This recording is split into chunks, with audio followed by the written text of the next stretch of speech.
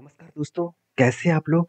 तो आज मैं डिस्कशन करने वाला हूँ जोमेटो के बारे में, क्योंकि मुझे बहुत दिनों से कमेंट्स भी आ रहा था कि जोमेटो के ऊपर अभी क्या किया जाए, क्योंकि जिस तरीके से कंपनी रैली दिखा चुके हैं, क्या और भी कुछ रैली होगा कि यहाँ से कंपनी बहुत बड़ा फॉल भी दिखा सकते हैं। क्योंकि मार्केट में जो कॉम्पिटिटर है इसका स्विगी, वो ऑलमोस्ट आईपीओ वो अप्लाई कर चुके हैं, मतलब आईपीओ लिस्टिंग होने का दिन आ चुके हैं।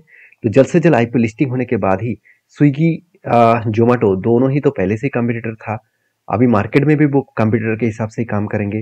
तो इन्वेस्टर अभी सोचने वाला बात है कि इन्वेस्टर कहाँ पे निवेश करेगा, जोमेटो के ऊपर या स्विगी के ऊपर। तो मैं आज जोमेटो के ऊपर चर्चा करूंगा, क्योंकि स्विगी लिस्टिंग होने के बाद में उसके ऊपर डिटेल्स वीडियो लेके आऊंगा, क्योंकि उसका आईपीओ में आपके साथ शेयर भी किया था। तो आज मैं डिस्कशन करूंगा जोमेटो के ऊपर, और जोमेटो के जो टेक्निकली चार्ट पैटर्न्स है वो किस दिशा में जा रहा है, मेरा क्या व्यू है, मैं किस तरीके से इसको ट्रेड करता हूँ, वो सब कुछ इस वीडियो के अंदर आपको जानने को मौका मिलेगा। तो प्लीज चैनल को सब्सक्राइब करना। तो सबसे पहले देखिए, जोमेटो के ऊपर सबसे बड़ी बात है जोमेटो का फ्यूचर विजन क्या है, जोमेटो किस तरीके से काम कर रहा है, वो जानना बहुत जरूरी है। तो चलो जोमेटो का सबसे पहले अपकमिंग प्रोजेक्ट के बारे में जान लेते हैं। देखिए, जोमेटो का जो सबसे बड़ी अपकमिंग प्रोजेक्ट है वो है, आप देख सकते हैं, डिस्ट्रिक्ट ऐप। तो डिस्ट्रिक्ट ऐप जो है वो केबल बनाया गया है कंपनी सर्विसेज और भी ज्यादा क्विक एंड स्टेप डाउन करने के लिए। मतलब सीधा सीधा आप घर बैठे ही हर चीज ऑर्डर कर सकते हैं, खाने पीने का चीज तो है ही, साथ ही साथ आप ग्रोसरी प्रोडक्ट भी ऑर्डर कर सकते हैं। जैसे दूसरी जो कंपनी के जो गुड अपडेट है वो है ब्लिंकिट स्टोर।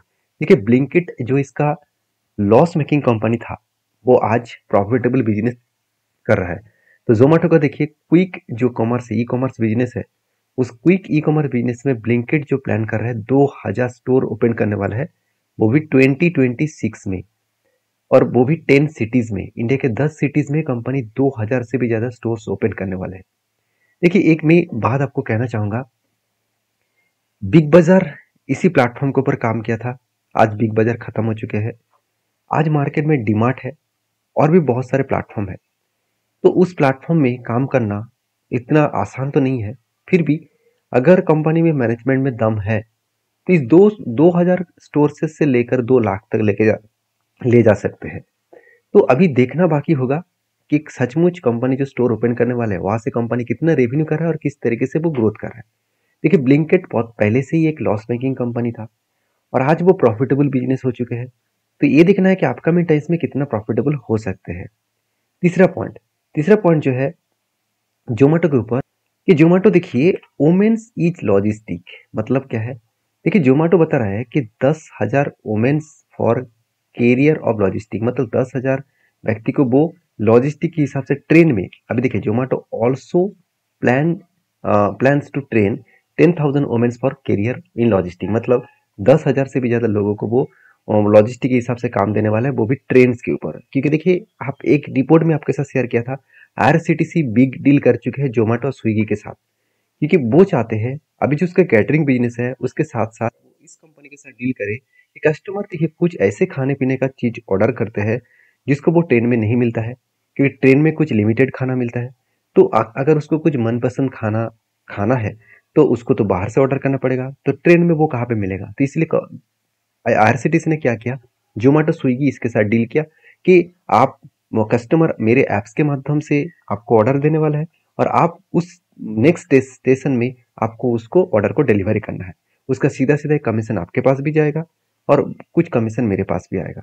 इस तरीके से बिग डील क्या है, इसके सीधा सीधा आईआरसीटीसी को भी फायदा होगा एंड जोमेटो को भी फायदा होगा। तो मेरे हिसाब से ये एक गुड पॉइंट्स है और मैनेजमेंट का बहुत बड़ा एक डिसीजन है। इसीलिए कंपनी क्या करने वाला है, फंडिंग उठाने वाला है। तो कितना फंडिंग उठाने वाला है, चलो वो भी देख लेते हैं। देखिए, जोमेटो का जो फाउंडर है, उन्होंने खुद कहा, आप देख सकते, Zomato to raise 8,500 crore via QIP. अभी क्यूआईपी होता क्या है, क्यूआईपी का मतलब होते हैं वो, आप यहाँ पे देख सकते हैं, क्वालिफाइड इंस्टीट्यूशनल प्लेसमेंट। तो उसके माध्यम से कंपनी क्या कर रहा है, फंडिंग उठा रहा है, मार्केट से अच्छा खासा फंडिंग उठा रहा है, करीबन 8,500 करोड़ के आसपास। तो मेरे हिसाब से जो मतलब दीपेंद्र जो गोयल जी है, उन्होंने कुछ बड़ा डिसीजन लिया है इस जोमेटो को और भी ज्यादा बूस्ट करने के लिए। तो मैंने सबसे पहले वो चीज आपके साथ शेयर किया जो जोमेटो को अपकमिंग टाइम्स में ज्यादा बूस्ट दे सकते हैं। अभी चलो जोमेटो के कुछ इंपॉर्टेंस पॉइंट देख लेते हैं, जैसे कंपनी का मार्केट शेयर। तो कंपनी कितना मार्केट शेयर लेकर चला, देखिए डिलीवरी सेगमेंट में, मतलब एक्चुअली फूड डिलीवरी कहना गलत होगा, मैं आपको बता देता हूँ, फूड डिलीवरी सेगमेंट में कंपनी 56.59% का स्टेक लेकर बैठा हुआ है। मतलब जो मार्केट शेयर है 56.59%। सीधा सीधा मैं कहूँ कि अगर मार्केट में फूड डिलीवरी कर रहा है, अगर 100 लोगों में फूड डिलीवरी करना है, तो जोमेटो खुद अकेला 56 लोगों को वो फूड डिलीवरी कर रहा है, और बाकी जो है 44 मतलब लोगों को बाकी कंपनीज डिलीवरी कर रहा है। तो यहाँ पे एक अच्छा खासा कंपनी मार्केट शेयर लेकर रखा है, एक गुड पॉइंट्स है, क्योंकि जितना मार्केट शेयर कंपनी के पास रहेगा उतना भी वो अच्छा खासा ग्रोथ कर पाएंगे। तो ये तो था कंपनी का बेसिक इन्फॉर्मेशन। अभी चलो कंपनी का फाइनेंशियल डिटेल्स भी देख लेते हैं। सारे पॉइंट्स मैं आपके साथ शेयर करता हूँ, तो प्लीज़ वीडियो को लाइक करना, क्योंकि आपके लाइक मुझे बहुत ज़्यादा मोटिवेट करते हैं और अपकमिंग टाइम्स में इस तरीके से वीडियो ले आने के लिए बहुत ज़्यादा हेल्प करते हैं। तो प्लीज़ मैं रिक्वेस्ट करूँगा आप लाइक करिए, क्योंकि एल्गोरिदम को बूस्ट करने के लिए आपके लाइक बहुत ज़्यादा इंपॉर्टेंस है। आप मुझे कमेंट्स करके भी बता सकते हैं इस तरीके से कौन सा कंपनी के वीडियो आप देखना चाहते हैं। देखिए जोमेटो का अगर डिटेल्स के बारे में बात करूँ, इसका मार्केट कैप करीबन 2,19,000 करोड़ के आसपास है। मतलब एक छोटा मोटा तो कंपनी है नहीं। कंपनी कितना बड़ा हो चुका है आप एक बार आंख खोल के देखिए। तो जब कंपनी मार्केट में लिस्टिंग होता था, इसका प्राइस मतलब मार्केट का बहुत छोटा था। एक दिक्कत वाला पॉइंट यही है कि कंपनी के वैल्यूएशन बहुत बहुत हाई है। इस बात को आपको इग्नोर नहीं करना है, क्योंकि इसका आरओसी आरओई में तो कोई दम नहीं है।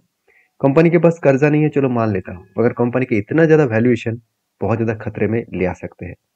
क्योंकि एक बार अगर मैं वैल्यूएशन के चार्ट को देखूं, तो देखिए इसका पीक लेवल कहाँ पे गया था, 560।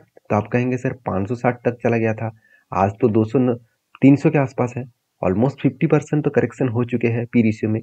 हाँ, 50% करेक्शन हुआ है, इसका खुद का जो एवरेज पी रेशियो है उससे भी कम पी रेशियो में चल रहा है, ये तो अच्छी बात है।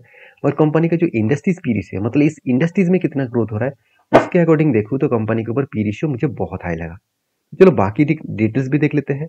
जैसे क्वार्टरली रिजल्ट आ चुके हैं, देखिए कंपनी इस बार भी हाईएस्टली कंपनी का सेल्स इंक्रीज किया, बहुत शानदार, क्योंकि पिछले सालों की तुलना से डबल का आसपास सेल्स हुआ।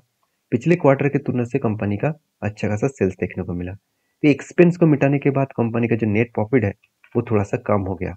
अभी देखिए ऐसे क्यों हुआ, क्योंकि कंपनी ने तो अच्छा खासा सेल्स किया था, एक्सपेंस मिटाने के बाद ऑपरेटिंग प्रॉफिट भी तो ज़्यादा था। तो ऐसा क्या दिक्कत हो गया जिसके कारण कंपनी का नेट प्रॉफिट कम हो गया। एक्चुअली दिक्कत कुछ भी नहीं है, दिक्कत यहाँ पे कुछ भी नहीं है। कंपनी का देखा जाए तो कंपनी अच्छा खासा प्रॉफिट इसीलिए नहीं कर पाए क्योंकि कंपनी का देखिए आधा से इनकम थोड़ा सा कम हो गया। दूसरी बात, कंपनी की इंटरेस्ट भी इस बार थोड़ा सा ज़्यादा देना पड़ा। और तीसरी बात, कंपनी का डिप्रिसिएशन बढ़ चुके हैं। डिप्रिसिएशन तब बढ़ जाते हैं जब कंपनी का बिजनेस बढ़ते हैं। अभी डिप्रिसिएशन का मतलब क्या है, मान के चलिए आज आपने एक बाइक खरीदारी किया 1 लाख रुपया लेकर, तो इस बाइक को अगर आप 1 साल के बाद 1 ईयर के बाद बेचने जाएंगे तो इसी का कीमत 50,000 से भी नीचे हो जाएगा। तो यही इसी को कहा जाता है डिप्रिसिएशन। तो आपका बाइक का वैल्यूएशन कम हो गया। उसी तरीके से कंपनी ने जो मशीनरीज खरीद के रखे हैं, जो जो मतलब एसेट खरीद के रखे हैं, उसका भी डिप्रिसिएशन होते हैं। तो वो डिप्रिसिएशन एक्चुअली कंपनी के लिए ऑब्वियसली एक एक्सपेंस है, तो इसीलिए यहाँ पे एक्सपेंस के हिसाब से दिखाया गया। और तीसरी बात, आज तक देखिए कंपनी ने कभी भी कर्जा टैक्स नहीं दिया। कंपनी जब से प्रॉफिट करना स्टार्ट किया तब से लेकर भी आज तक कंपनी टैक्सेस नहीं दिया। तो फाइनली इस बार टैक्सेस तो देना पड़ेगा, क्योंकि जब लॉस हुआ था टैक्स तब नहीं देना पड़ता है, जब प्रॉफिट हो रहा है तब टैक्स तो देना ही होगा। इसलिए कंपनी इतने दिनों से टैक्स नहीं दे रहा था, इसलिए कंपनी का प्रॉफिट मार्जिन कम हो गया। तो सीधा सीधा कहो कि कंपनी का जो परफॉर्मेंस है वो ठीक ठाक होता हुआ देखने को मिले, बहुत हद तक रिकवरी होता हुआ देखने को मिले, क्योंकि एक time company big big losses कर रहे थे 300 250 करोड़ के आसपास। आज वही कंपनी 2 करोड़ से प्रॉफिट स्टार्ट किया और हर क्वार्टर्स में कंपनी प्रॉफिट को इंक्रीज करते चले गए। साल भर में डेटा देखो, देखिए कंपनी कितना साल भर में सेल्स का इंक्रीज एंड कितना साल भर में प्रॉफिट का इंक्रीज किया। तो ओवरऑल बात करूं, जो पिछले सालों में जो प्रॉफिट हुआ था 350 करोड़, इस बार करेंटली जो ईयर चल रहा है उसमें डबल के आसपास कंपनी का प्रॉफिट हुआ। तो यहाँ पे कंपनी के सारे पॉइंट्स क्लियर कट देखने को मिला है। अभी चलो बैलेंस शीट के ऊपर जाते हैं। देखिए कंपनी के रिजर्व 1,000 करोड़ से सीधा सीधा 20,000 करोड़ हो चुके हैं, और वो भी लास्ट 6 ईयर्स में, 6 to 7 ईयर्स में। तो कितना मोमेंटम ग्रोथ हुआ है आप देख सकते हैं। साथ ही साथ कंपनी के ऊपर मुझे जबरदस्त ये पॉइंट लगा कंपनी का फिक्स एसेट। अभी मैं आपको डिप्रिसिएशन दिखाया तो फिक्स एसेट जो था उस फिक्स एसेट 190 से 8,300 करोड़ तक चला गया। मतलब फिक्स एसेट भी लगातार ग्रोथ होता देखने को मिले। कंपनी ने एक काम अच्छा किया, कंपनी जब खुद के पैसे को जो एक्स्ट्रा पैसा है उसको हमेशा इन्वेस्टमेंट किया। जैसे हम लोगों को भी इन्वेस्टमेंट करते हैं फ्यूचर के लिए, उस भी कंपनी भी इन्वेस्टमेंट करते हैं। देखिए 829 करोड़ से इस बार 11,700 करोड़ तक कंपनी का इन्वेस्टमेंट देखने को मिला। अभी इन्वेस्टर क्या कर रहे हैं देखिए, मैं पहले भी आपको डिस्कशन कर चुका हूँ पिछले वीडियो में कि इन्वेस्टर के हिसाब से आपको सबसे पहले जो चीज देखना है वो है एफआईएस। देखिए एफआईएस लगातार माल बेचकर भाग रहे थे कुछ दिनों से, लास्ट 2 मंथ से। यहाँ पे देखिए एफआईएस ने क्या किया, उल्टा माल को खरीदारी किया है, ऑलमोस्ट 2% के आसपास खरीदारी किया है। तो ये माल बेचा कौन, ये माल एक्चुअली बेचा प्रोमोटर। तो प्रोमोटर ने कुल माल बेचा, उसका सीधा सीधा फायदा इंस्टीट्यूशन ने उठाया। अगर ये माल पब्लिक उठाता तो मैं इस कंपनी को ऑब्वियसली नेगेटिव के हिसाब से देखता। तो यहाँ पे सारे पॉइंट्स तो क्लियर कट है। अभी चलो चार्ट के ऊपर लेके जाता हूँ, चार्ट क्या बता रहा है वो भी देखना जरूरी है। अगर मैं इस कंपनी के चार्ट को एक मंथ के हिसाब से देखूँ तो ध्यान से देखना, चार्ट जो है वो कुछ इस तरीके से ऊपर गया था, एक होल्ड किया, बिग क्रैश हुआ, उसके बाद देखिए धमाका परफॉर्मेंस आया। धमाका परफॉर्मेंस मतलब कंपनी इस हाई लेवल को ब्रेकआउट करने के बाद एक बार टेस्ट किया, उसके बाद बिग जर्नी करने के लिए तैयार है। अगर मैं इसी चीज को, इसी डेटा को अगर मैं लोअर साइड से एकदम पिक लेवल तक देखूं जहाँ पे इसका ब्रेकआउट हुआ था, उस लेवल से अगर ऊपर तक बिठा दूं तो ऑलमोस्ट वो लेवल को रिकवरी कंपनी कर चुके हैं। तो क्या यहाँ से कंपनी फिर से ऊपर नहीं जाएगा? तो इसके लिए देखिए चार्ट को देखना बहुत जरूरी है।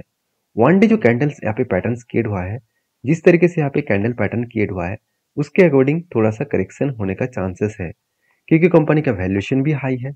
उसके अकॉर्डिंग तो एक बार नेगेटिव मूवमेंट हो सकते हैं। अगर नेगेटिव मूवमेंट हुआ तो कहाँ कहाँ पे लेवल बन सकते हैं?